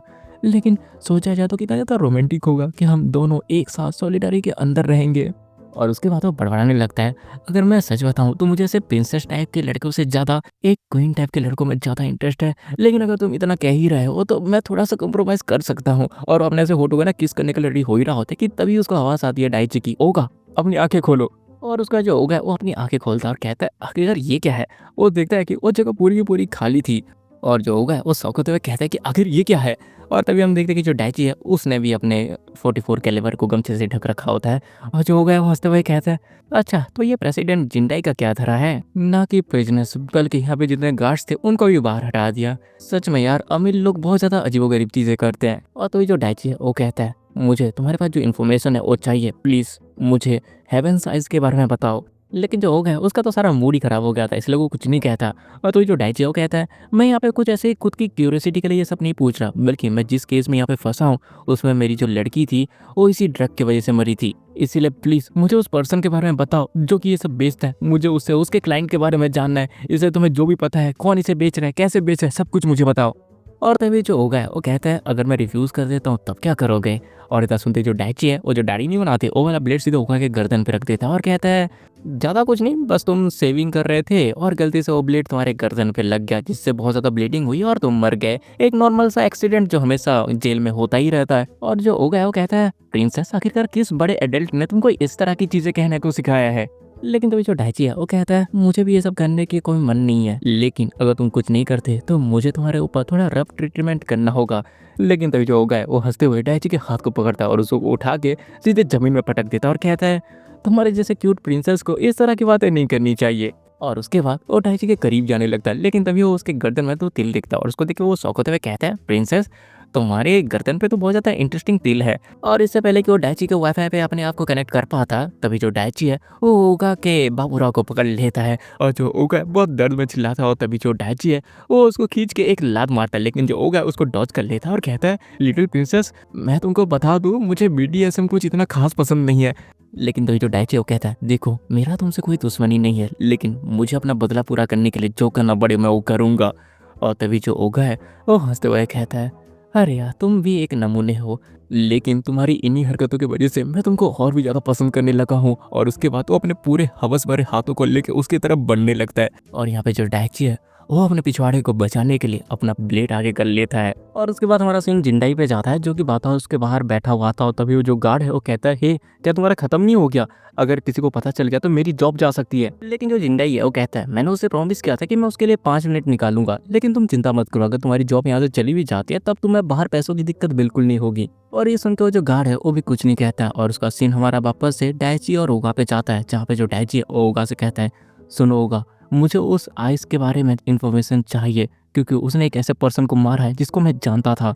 लेकिन जो ओगा है वो कहता है देखो प्रिंसेस इन्फॉर्मेशन ऐसे फ्री में नहीं मिलती, तुम आखिरकार उसके रिटर्न में मुझे क्या दे सकते हो। और ये सुनते ही जो डाइची है वो अपने ब्लेड को नीचे कर देता है और उसको देखे जो ओगा है वो कुछ समझ नहीं पाता। तो जो डाइची है वो कहता है मेरा प्लान है इस प्रिजन से बाहर जाना, और एक बार अगर मैं यहाँ से बाहर चला जाता हूँ और उस बंदे से बदला ले लेता हूँ जिसने मुझे यहाँ पे डाला है, तो मैं अपनी तरफ से जितना हो सके उतना तुम्हारे लिए करूँगा। और तभी जो ओगा है वो कहता है मैंने सुना है प्रिंसेस की तुम्हें 15 साल की जेल हुई है, वो भी मर्डर केस में। ऐसा लग रहा है कि प्रेसिडेंट का हाथ है तुम्हारे ऊपर, लेकिन तुम तो ऐसे बात कर रहे हो कि अगर मैं लॉटरी जीत जाऊंगा तब मैं तुम्हारे पैसे रिटर्न कर दूंगा, इसमें कोई सेंस थोड़ी ना बन रहा है। लेकिन ये सुनते ही जो डाइची है वो अपने हाथ को काटता है जिससे वहाँ से खून निकलने लगता है और कहता है मैं अपने खून की कसम खा रहा हूँ। और इसे देखते ही जो ओगा है वो पूरा शौक हो जाता है और डाइची की आंखों में ये नफरत एक गुस्सा देख के वो तो पूरी तरह से इम्प्रेस हो जाता है और सीधे डाइची के सामने अपने घुटनों के बल बैठ जाता है और उसके हाथ को पकड़ के कहता है अगर तुम इतने ही ज़्यादा सीरियस हो तो मैं ओगा मैं कसम खाता हूँ कि अब से मैं तुम्हारे लिए जीऊँगा प्रिंसेस।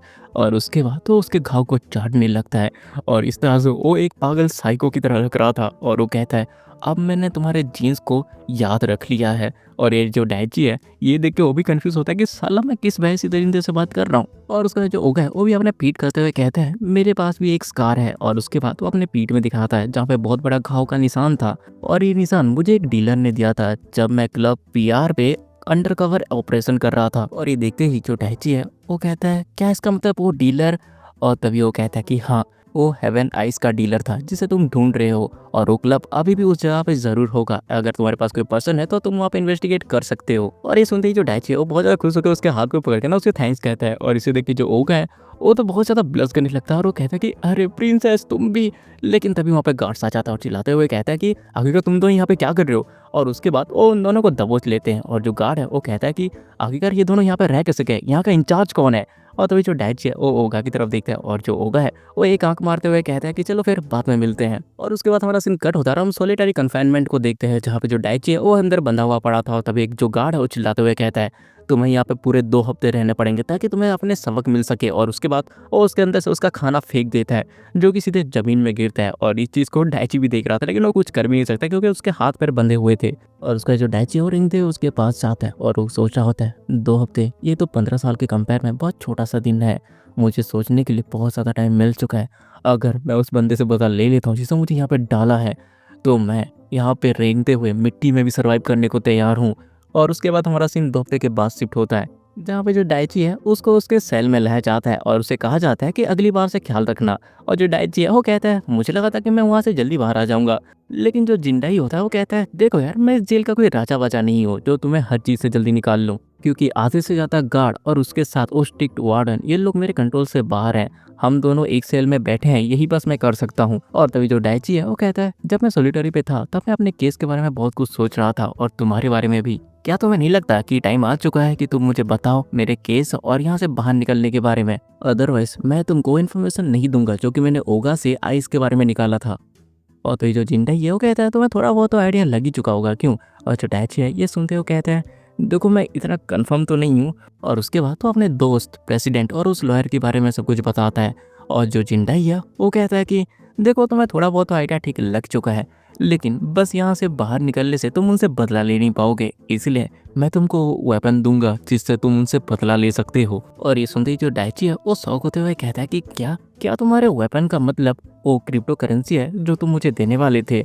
लेकिन जो जिंदाई है वो कहता है लेकिन उससे पहले उस रात को जितना भी कुछ हुआ था उन सब के बारे में तुम मुझे डिटेल में बताओ। और जो डाइची है वो कहता है कि हाँ मैं समझ गया। और उसके बाद वो उस रात में जितनी भी चीज़ें हुई थी उन सब के बारे में डिटेल में उसको बताता है। और उसके बाद जो जिंदाई है वो कहता है कि हाँ आप मुझे समझ में आया, उस दिन जैसे ही तुम्हारी शिफ्ट खत्म हुई वैसे ही विक्टिम ने तुम्हें होटल में बुलाया और उसके बाद तुम्हें ड्रग दिया गया एक मेल फ्रेंड के हाथों जिसने तुमको एक एनर्जी ड्रिंक ऑफर की थी। मैंने सही कहा ना? और जो डाइची है वो कहता है उसने दिया कि नहीं दिया इस चीज़ के बारे में मैं कंफर्म नहीं हूँ, मैं बस गैस कर रहा हूँ। और उसके बाद उसको उस दिन की यादें आने लगती है जहाँ पे उसने कहा था कि आधा मेरे सामने पियो। और उसका जो डाइची है वो कहता है मुझे कुछ समझ नहीं आ रहा। और तो जो जिंदाई है वो कहता है और उसके बाद जब तुम्हारी आंखें खोली तो विक्टिम ऑलरेडी मर चुकी थी और तभी वहाँ पे पुलिस आके तुमको अरेस्ट कर लेती है। टाइम कुछ ज़्यादा ही परफेक्ट नहीं है। और तो जो डाइची है वो कहता है और उसके बाद मैं प्रोफेसर जो से मिला जो कि मेरे लॉयर बन गए। और तो जो जिंदाई है वो कहता है और उसने तुम्हें गाइड किया था कि तुम अपने गिल्ड को मान लो। इसका मतलब तुम मुझे ये बताओ कि अगर तुम्हारे फ्रेंड और इस जो को एक साथ किसने मिलाया था? और उसके बाद जो डाइची है वो याद करता है कि जो प्रेसिडेंट डाकूरा है उसी ने ही उस लॉयर को उससे इंट्रोड्यूस करवाया था और उसने ही उसको उस दिन हैरेस किया था। और ये याद करते हुए चिल्लाते हुए कहता है प्रेसिडेंट डाकूरा उसने सायका को मारा है, उसने उस लॉयर और मेरे दोस्त गो को अपने साथ मिला के क्राइम किया और सारा का सारा मेरे ऊपर डाल दिया। और तभी जो जिंदाई है वो कहता है देखो मुझे डिटेल्स तो नहीं पता, लेकिन इस चीज़ में कोई भी शक नहीं है कि उन तीनों ने मिलकर ही तुम्हें यहाँ पे फंसाया है। जहाँ पे जो डाइची है वो बहुत ज़्यादा गुस्से में था और वो सोच रहा होता है साले उन तीनों की वजह से, बस उन तीनों की वजह से मुझे 15 साल की जेल हुई, वो भी उस क्राइम के लिए जो कि मैंने कभी किया ही नहीं था। और इस गलती की सजा उन्हें मिलेगी, उन्हें माफ़ी नहीं मिल सकती। और वो अपने गर्दन को इतनी तेज़ी से खुजाता है कि वहाँ पे उसकी चमड़ी भी उधड़ जाती है। और तभी जो जिंदाई है उसको रोकते हुए कहता है इतनी जल्दी करने की ज़रूरत नहीं है, तुम्हारे पास अभी भी एक उम्मीद है, एक अपॉर्चुनिटी है उनसे बदला लेने का। और जो डाइची है वो कहता है मुझे 50 बिलियन अभी तो मैं मेक श्योर करूँगा कि मैं उनको हेल में डालूंगा। लेकिन तभी जो जिंदाई होता है वो कहता है मैंने कहा ना इतनी जल्दबाजी करने की ज़रूरत नहीं है, तुम्हें पहले बहुत ज़्यादा प्रिपरेशन करनी होगी और हमें एक अच्छे मौके का इंतज़ार करना होगा, तब जाके हम आगे बढ़ेंगे। इसमें शायद हमें 1 से 2 साल लग जाए। और वैसे भी अगर मैं तुमको अभी पैसे दे भी दूँ तो तुम्हारे किसी काम का नहीं होगा क्योंकि तुम्हें पता ही नहीं कि आगे उसको कैसे यूज़ किया जाता है, इसलिए तुम्हें पहले नॉलेज की ज़रूरत है। और जो डाइची है वो कहता है कि क्या नॉलेज?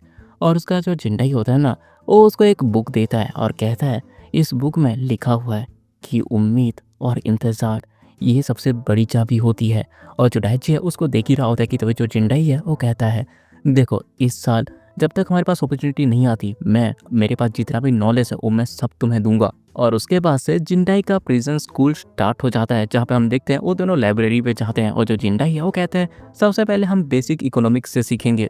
और उसके बाद वो उसके सामने बहुत सारे बुक्स रख देता है और कहता है इन सबको तुम याद कर लो, क्योंकि जिंदाई के हिसाब से कुछ ऐसे स्पेसिफिक बुक्स हैं जो कि उसे पढ़ना होगा। और उसका जो जिंदाई है वो उसे सिखाता है कि आखिरकार उसे वो बुक पढ़नी कैसी है, जहाँ पे पहले उसको टेबल को स्कैन करना होगा, उसके अंदर जितने भी कंटेंट है उसको ठीक से देखना होगा और उसके बाद उसे पढ़ना होगा। उसे हर एक चीज़ पहले समझनी होगी। और उसके बाद जो डाइची है वो उन सबको याद करने बैठ जाता है, जहाँ पे वो उसको याद भी कर लेता है, भले ही वो दिन हो या रात। जो डाइची है वो बस उस बुक्स को ही पढ़ रहा होता है। तभी हम देखते हैं कि जो डाइची है वो पुशअप्स कर रहा था, लेकिन साथ ही साथ वो बुक्स को भी पढ़ रहा था। लेकिन तभी वो थक के नीचे गिर जाता है और इसको देख के जो जिंदाई होता है वो कहता है कि अगर तुम ये कर क्या रहे हो? और जो डाइची है वो कहता है कि हाँ, मैं ये पढ़ रहा हूँ। लेकिन जो जिंदाई है वो कहता है कि आखिरकार पुशअप मारते हुए कौन पढ़ाई करता है? और उसके बाद जो डाइची है वो बोलता है, उस दिन जब उस बंदे ने मुझे पंच मारा था और साथ ही साथ जो ओगा है उससे मेरी लड़ाई हुई थी, तब मुझे समझ में आया कि बस पढ़ाई करके मैं कुछ नहीं कर सकता, बल्कि उस चीज़ को करने के लिए मेरे अंदर स्ट्रेंथ भी होनी चाहिए। और इसे देख के जो जिंदाई होता है वो कहता है, मैंने जितना एक्सपेक्ट किया था तुम तो उससे भी आगे निकले। तुम्हें आखिरकार पता चल गया कि आखिरकार इस वर्ल्ड में सर्वाइव कैसे किया जाता है। और उसके बाद वो खड़ा होते हुए कहता है, ठीक है फिर तो उन्हें बेसिक इकोनॉमिक्स तो सीख गई, अब अगला मैं तुम्हें सिखाऊंगा कि आखिरकार लोगों को मैनिपुलेट कैसे किया जाता है। और उसके बाद हमारा सीन कट होता है और हम एक पर्सन को देखते हैं जो कि चुपचाप कोने में बैठा था और इसका नाम था टाको। और तभी वहाँ पे डाइची आता है और उसको हेलो कहता है और इसकी सुन के जो टाको होता है वो पूरा शौक हो जाता है। और तभी जो डाइची है वो कहता है, तुम्हें बुरा तो नहीं लगेगा अगर मैं तुम्हारे पास बैठ जाऊँ? और जो टाको होता है वो कहता है कि हाँ ठीक है बैठ जाओ। और उसका जो डाइची है वो उसके पास जाते हुए कहता है, वैसे मेरा नाम है इनोमोटो डाइची, तुम टाको हो ना? और ये सुनते ही वो घबराते हुए कहता है, आखिर आखिर तुमको मेरा नाम कैसे पता है? लेकिन जो डाइची है वो उसे हाथ मिलाते हुए कहता है, मैंने गार्ड के मुंह से सुना था जब वो तुम्हें बुला रहा था। और जो ठाकुर है वो कहता है कि हाँ हाँ, मेरा नाम बहुत ज़्यादा अजीब है, क्यों? मैंने सही कहा ना? वैसे मुझे बहुत ज़्यादा टीज किया जाता है और मैं लोगों से बात करने में भी इतना ज़्यादा अच्छा नहीं हूँ। लेकिन जो डाइची होता है वो हंसते हुए कहते हैं, अरे ये बिल्कुल भी अजीब नहीं है और मुझे लगता है कि तुम्हारा नाम बहुत ही ज़्यादा अच्छा है। और ये सुन के जो टाको है वो तो शौक में होता है। और तो जो डाइची है वो उससे पूछता है, क्या तुम मुझे अपने बारे में ज़्यादा बता सकते हो टाको-सान? और ये सुनते हुए जो टाको है वो तो पता नहीं क्यों रोने लगता है और बहुत ज़्यादा औरत की तरह लग रहा था। और वो कहता है, मैं वो स्टॉक मार्केट में हेरा-फेरी करने की वजह से यहाँ पे हूँ। और पता नहीं क्यों उसके बाद तो बहुत ज़्यादा फ्रस्ट्रेट हो जाता है और अपने आप को कोसते हुए कहता है, मैं लोगों से बात करने में बिल्कुल अच्छा नहीं हूँ और मुझे मुझे तो बात करनी भी नहीं आती और मेरे पास कोई दोस्त भी नहीं है। और ये सुनते ही जो डाइची है वो कहता है, तुम तो मेरे एज के लग रहे हो, अगर तुम्हें सही लगे तो क्या हम दोनों दोस्त बन सकते हैं? और उसके बाद उन दोनों के बीच बहुत सारी बातचीत होती है और तभी हमारा सीन कट होता है और हम जिंदाई को देखते हैं जो कि कहता है, ऐसा लग रहा है कि सब कुछ ठीक से गया। और तो ये जो डाइची है वो कहता है, हाँ उनकी बातें 70% तक सुनो और उनसे 30% तक बात करो, उनकी आंखों में देखो और उनको सवाल पूछो और उनको प्रेस करो। और इसी तरह से मैंने उससे बात की जैसा कि आपने कहा था और अब हम दोनों बहुत अच्छे दोस्त बन चुके हैं। और तो ये जो जिंदाई है वो कहता है, ये यूजुअली इतनी ज़्यादा स्मूथ नहीं जाती लेकिन तुम्हारी पर्सनैलिटी ही ऐसी है। और जो डाइची है वो कहता है, ताको-सान सच में बहुत ज़्यादा अच्छा पर्सन लगा मुझे, ऐसा लग रहा है कि उसके पास स्टॉक से रिलेटेड बहुत ज़्यादा जानकारी है। और तो जो जिंदाई है वो कहता है कि ठीक है फिर चलो अगली बार जब हम पढ़ाई करेंगे तो हम उसको बुला लेंगे। और ये सुनते ही जो डाइची है वो पूछता है, क्या ऐसा है कि टाको साहब बहुत ज़्यादा फेमस है? और जो जिंदाई है वो कहता है कि हाँ, वो इस इंडस्ट्री में बहुत ज़्यादा वेल नोन पर्सन है और वैसे भी तुम अपने गोल को अकेले अचीव नहीं कर सकते, तुम्हें डेफिनेटली एलाइंस की ज़रूरत पड़ेगी और उस चीज़ के लिए तुम्हें ज़रूरत है पावर ऑफ चार्म का, जिससे तुम लोगों को अपने पास अट्रैक्ट कर सको और तुम्हारे पास वो टैलेंट है। और जो डाइची है वो कहता है कि शायद हो सकती है। और उसके बाद वो थोड़ी देर तक सोचता है और उससे पूछता है कि जिंदाई साहब आखिरकार आप मेरे लिए इतना ज़्यादा काइंड क्यों हो? और जो जिंदाई है वो कहता है, तुम्हें क्या लगता है? और तो जो डाइची कहता है, शायद आपके इस जेल से भागने का प्लान में आपको मदद चाहिए और इसीलिए आप मेरे ऊपर ट्राई कर रहे हैं, जिसके पास आपके ऐसा सिमिलर केस है, इसलिए आप मेरी मदद कर रहे हैं, क्या मैं गलत हूँ? और जो अपना जिंदा ही होता है वो कहता है कि तुमने इतना बुरा रीज़न भी नहीं दिया, लेकिन बट तभी जो डाइची होता है वो कहता है, मैंने डिसाइड कर लिया, मैं अपनी आत्मा तक डेविल को बेच दूंगा। अगर आप प्लान कर रहे हैं किसी से बदला लेने का, तब मैं आपको अपनी ज़ुबान देता हूँ कि मैं आपको कुछ भी हो जाए मदद करूँगा। लेकिन जो जिंदाई होता है वो उसको हँसते हुए कहता है, अरे तुम चिंता मत करो, जब तुम मेरे स्कूल से ग्रेजुएट हो जाओगे तब मैं तुम्हें बता दूंगा। और जो अपना डाइची है उसको कुछ घंटा समझ नहीं आ रहा होता और उसके बाद फिर जो डाइची है वो वापस से कुछ चीज़ों के बारे में पढ़ाई करता है, जहाँ पे हम एक दिन देखते हैं जहाँ पे ये दोनों टाको को भी लेके बैठे होते हैं लाइब्रेरी के अंदर और ये लोग स्टॉक से रिलेटेड बात कर रहे थे, जहाँ पे जो टाको है वो एक कंपनी को दिखाया कहता है, ऐसा लग रहा है कि इसके स्टॉक्स ऊपर जाएंगे। और जो जिंदाई होता है वो कहता है कि हाँ फिलहाल के लिए, क्योंकि उसको बस एक ही फैमिली रन कर रही है। और तो ये जो डाइची है वो भी एक जगह दिखाते हुए कहता है, आखिरकार आपको इस कंपटीटर के बारे में क्या ख्याल है? और ये सुनते ही जो जिंदाई होता है वो कहता है, तुम्हारी नज़र तो बहुत ज़्यादा तेज है, अच्छी कंपनी में तुमने इशारा किया है, ये कंपनी इक्विपमेंट्स के अंदर एक्टिवली इन्वेस्ट कर रही है। और उसके बाद हम देखते हैं कि रात को भी ये लोग बस उसी बारे में बात कर रहे थे और यहाँ तक कि एक्सरसाइज के टाइम पे भी जिंदाई उसको पढ़ा रहा था, जहाँ पे जिंदाई उसको एक और बात कहता है कि तुम्हें इंग्लिश सीखनी होगी। और जो डाइची है वो कहता है कि क्या इंग्लिश? और जो जिंदाई होता है वो कहता है कि हाँ ये बहुत ज़्यादा नेसेसरी है, लेकिन प्रिजन के अंदर तुम इतना कुछ कर नहीं सकते, इसीलिए फिलहाल के लिए तुम बस अपने वोकैबुलरी को इंक्रीज करो। हम देखते हैं कि जो डाइची है वो साथ ही साथ अपने एक्सरसाइज पे भी बहुत ज़्यादा ध्यान दे रहा था, जहाँ पे वो बहुत ज़्यादा मेहनत कर रहा होता है और उसके साथ पढ़ाई भी कर रहा था, जहाँ पे गर्मी चली जाती है, पतझड़ आ जाता है, फिर सर्दी और वापस से फिर गर्मी। और देन हम देखते हैं कि जो डाइची है वो एक्सरसाइज कर रहा था, लेकिन हम उसके हाथ को देखते हैं जिसमें बहुत ज़्यादा मसल बिल्ड हो चुका होता है। गबरू जवान लग रहा था लौंडा, जहाँ पे वो अब एक ही हाथ से बार मारते हुए दूसरे हाथ से किताबें पढ़ रहा था, जहाँ पे वो 50 बार बार मारता है और उसके बाद वो नीचे आ जाता है। और इस चीज़ को टोको भी बैठ के देख रहा था और उस शौक होते हुए कहता है, डाइची कुन तुम तो बड़े हो गए। और यहाँ पे हम अपने डाइची को देखते हैं जिसने अपनी सेक्सी बॉडी के साथ सेक्सी चूचिया भी बना रखी थी, और वो कहता है कि अच्छा तो तुम्हें ऐसा लगता है। और उसके बाद हम कुछ टाइम के बाद का सीन देखते हैं जहाँ पे जो जिंडाई है वो डाइची से पूछता है, क्या तुम्हारे साइड में कोई लड़की है? और जो डाइची है वो कहता है कि क्या आपने कहा लड़की? और जो जिंडाई है वो बताता है, अगर तुम्हारे साइड में कोई लड़की रहेगी तो तुम्हारा जो बैटल होगा उसमें और भी ज़्यादा तुम्हें एडवांटेज मिलेगा। और ये सुनते ही जो डाइची है वो मीरू को याद करते हुए कहता है, मेरी एक थी तो सही लेकिन। और तभी जो जिंडाई है वो कहता है, तुम दिखने में इतने बुरे नहीं हो, लेकिन तुम्हें थोड़ा और ज़्यादा फोर्सफुल होना पड़ेगा। चलो मान लो कि तुम किसी लड़की के साथ ड्रिंक कर रहे हो, और उसके बाद तुम्हें धीरे से जाकर उसके कान में कहना है, और उसके बाद वो उसके कानों में कुछ कहता है जो हमें पता नहीं चलता है। और जो डाइची है वो थोड़ा सा ब्लश करते हुए कहता है, क्या ये सच में काम करता है? और जो जिंडाई है वो हंसते हुए कहता है, यहाँ से बाहर जाने के बाद खुद ही ट्राई कर देना, तुम सच में औरतों के पसंदीदा मर्द बन जाओगे, और वैसे भी तुम अपने मदर के ऊपर डिवोटेड हो। और ये सुन के जो डाइची है वो कहता है, क्या ये रिलेटेड है? और तो जो जिंडाई है वो कहता है कि मान लो कि तुम एक टाइम ट्रेवलर हो और तुम्हें एक मौका मिलता है कि तुम पास्ट में जाकर अपनी मॉम को डेट कर सको जब वो यंग थी, तो आखिर तुम उसे किस तरह से ट्रीट करोगे? और जो डाइची है वो कहता है, अच्छा तो आप इसे इस तरह से सोचते हो। और ये सुनते ही जो डाइची है वो अपनी मॉम को याद करने लगता है, जहाँ पे उसे ये चीज़ भी याद आती है कि उसकी मॉम इस सदमे से मर गई थी कि उनका बेटा जेल जा चुका है। और उसका जो डाइची है वो बहुत ज़्यादा उदास हो जाता है। और तभी जो जिंडाई होता है वो कहता है, वो शायद बहुत अच्छी मदर रही होंगी, मैं तुम्हें देख के बता सकता हूँ। इसका कैरेक्टर उस चीज़ के नतीजे से होता है कि वो आखिर किसको लेके पैदा हुआ है और जिन लोगों ने उसकी परवरिश की है, ये नेचर का एक गुण या मल्टीप्लिकेशन होता है। हम देखते हैं कि जो डाइची है वो अपनी माँ को याद कर रहा होता है और वो कहता है, मुझे नहीं पता कि मैं आखिर हूँ कौन। और तभी जो जिंडाई होता है वो कहता है, क्या तुम्हें पता है, मैं इस चीज़ में बिलीव करता हूँ कि आफ्टर लाइफ होती है, और जब तुम यहाँ से बाहर चले जाओ तब तुम अपनी माँ के ग्रेव के पास जाना, मैं पक्का कह सकता हूँ कि वो तुम्हें देखने के लिए वेट कर रही होंगी। और इसे सुन के जो डाइची है उसकी भी आंखों से आंसू आ जाते हैं और वो कहता है, थैंक्स आपका ये सब कहने के लिए। और हम देखते हैं उसे अपनी माँ की याद आ रही थी। और जो जिंडाई है वो भी डाइची को ऐसे देख के उसको तसल्ली देता है। उसके बाद हमें कुछ दिनों के बाद का सीन दिखाया जाता है जहाँ पे जो डाइची है वो अपना एक्सरसाइज कर रहा था, लेकिन तभी वहाँ पे जिंडाई आता है और वो हंसते हुए कहता है, तुम तो बहुत ज़्यादा अच्छा कर रहे हो। और उसको देखते ही जो डाइची होता है वो नीचे आ जाता है। और तभी जो जिंडाई है ना वो एक पर्सन की तरफ उंगली दिखाते हुए कहता है, क्या तुम्हें वो पतला और हैंडसम लड़का दिखाई दे रहा है? और जो डाइची होता है वो कहता है कि हाँ मुझे दिखाई दे रहा है, लेकिन उससे क्या? और जो जिंडाई होता है वो कहता है, वो बंदा फॉर्मर होस्ट है जिसका नाम है हारुकी, और जब तुम्हारे पास सही टाइम हो तब तुम उसके क्लोज जाना और उसको केयरफुली ऑब्जर्व करना, क्योंकि ये पर्सन सबसे ज़्यादा मोस्ट इंपॉर्टेंट एलाय है तुम्हारे रिलीज होने के लिए। और इस चीज़ को डाइची बहुत ध्यान देकर सुन रहा होता है, लेकिन तभी वहाँ पे एक गार्ड आता है और वो डाइची को बुलाता है और उसे कहता है कि तुम्हारे लिए एक विजिटर आया है। और ये सुन के वो भी शौक हो जाता है क्योंकि इतने टाइम से उससे कोई मिलने नहीं आया। और वो कहता है, मैं भी जानना चाहता हूँ कि आखिरकार मुझसे मिलने कौन आया है। और उसके बाद हम कैफेटेरिया का सीन देखते हैं जहाँ पे दो बंदे डाइची से मिलने आए होते हैं, और तभी गार्ड डाइची को लेकर वहाँ पे आता है।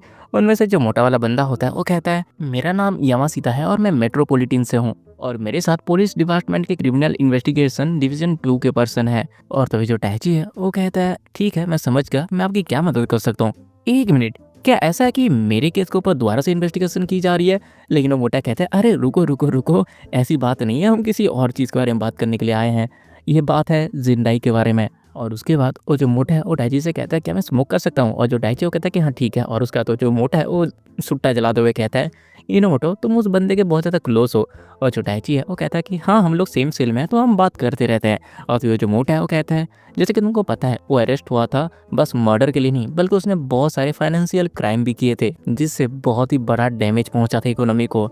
इसीलिए हमें ऐसा लग रहा है कि उसने बहुत अमाउंट का पैसा कहीं पे छुपा के रखा है। और ये सुनते ही जो डाइची है उसको भी उसकी बातें याद आती हैं कि उसके पास 50 बिलियन क्रिप्टो कॉइन्स हैं। और तभी वो जो मोटा है वो कहता है, इसीलिए अगर मैं तुमको सिंपल वर्ड्स में बताऊँ तो हम बस चाहते हैं कि तुम ये पता लगाओ कि आखिरकार वो पैसे है कहाँ पे।